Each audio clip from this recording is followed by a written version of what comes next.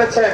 গণহত্যার বিচার যদি করতে চান, ভারতের সাথে যে বন্দী চুক্তি রয়েছে, ওই ওবায়দুল কাদেরকে ওই বন্দী চুক্তির বিনিময়ে বাংলাদেশে ফাঁসিতে ঝুলাতে হবে। আগামী 2 সপ্তাহের মধ্যে আওয়ামী লীগকে নিষিদ্ধ করতে হবে। যদি আপনারা আওয়ামী লীগকে নিষিদ্ধ না করেন, তাহলে ওই যমুনা ঘেরাও করা হবে। আওয়ামী লীগ গণহত্যা চালিয়েছে, এখনো পর্যন্ত ওই শহীদ পরিবারের হাজারি তারা ক্ষতিপূরণ পর্যাপ্ত পরিমাণ পায় নাই।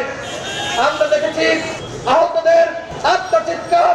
এরপরেও যদি এই গণহত্যাকারীদেরকে গ্রেপ্তারে গরিবাসী করা হয়, সেটি কোনোভাবেই ন্যায্য হবে না। এই সরকার অপারেশন ডেভিল হান্ট শুরু করেছে। কখন? যখন ওই গডফাদার হাসিনা পালিয়ে গেছে, ওই গডফাদার ওবায়দুল কাদের পালিয়ে গেছে, ওই ফ্যাসিস্ট খুনি গণহত্যার নির্দেশদাতা আসাদুজ্জামান খান পালিয়ে গেছে। অর্থাৎ এই রাঘববোয়ালরা পালিয়ে যাওয়ার পরে আপনারা অপারেশন ডেভিল হান্ট শুরু করেছেন। তারপরেও আমরা স্বাগত জানাই। এখনো পর্যন্ত ওয়ার্ডে, ইউনিয়নে, উপজেলায়, জেলায় যারা ছাত্র জনতার উপর হামলা করেছিল, তাদেরকে আপনারা গ্রেপ্তার করতে পারেন নাই। বরং আমরা দেখছি আপনারা কি করছেন, আওয়ামী লীগের লুঙ্গি পরা সমর্থক, লুঙ্গি পরা কর্মী যারা এই গণহত্যার সাথে জড়িত ছিল না, আপনারা গ্রেপ্তারের নামে আজকে এই নিরীহ সাধারণ আওয়ামী লীগের কর্মীদেরকে গ্রেপ্তার করছেন। এটি কখনোই এই ডেভিল হান্টকে সফল করবে না।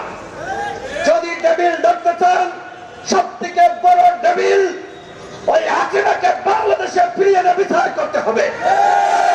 গণহত্যার বিচার যদি করতে চান, ভারতের সাথে যে বন্দী চুক্তি রয়েছে, ওই ওবায়দুল কাদেরকে ওই বন্দী চুক্তির বিনিময়ে বাংলাদেশে ফাঁসিতে ঝুলাতে হবে।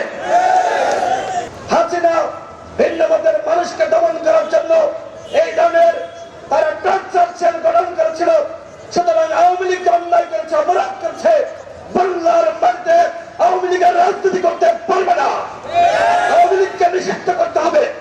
যদি আওয়ামী লীগকে আপনারা নিষিদ্ধ না করেন, তাহলে কিন্তু এই উপদেষ্টা পরিষদের যারা রয়েছেন তারা কিন্তু ক্ষমা পাবেন না, তারা শান্তিতে থাকতে পারবেন না। আওয়ামী লীগকে নিষিদ্ধ করতে হবে, এটি আমাদের দাবি। সেই দাবিতে আজকে আমরা সমাবেশ করছি। আমাদের এই সমাবেশ ধারাবাহিকভাবে চলবে।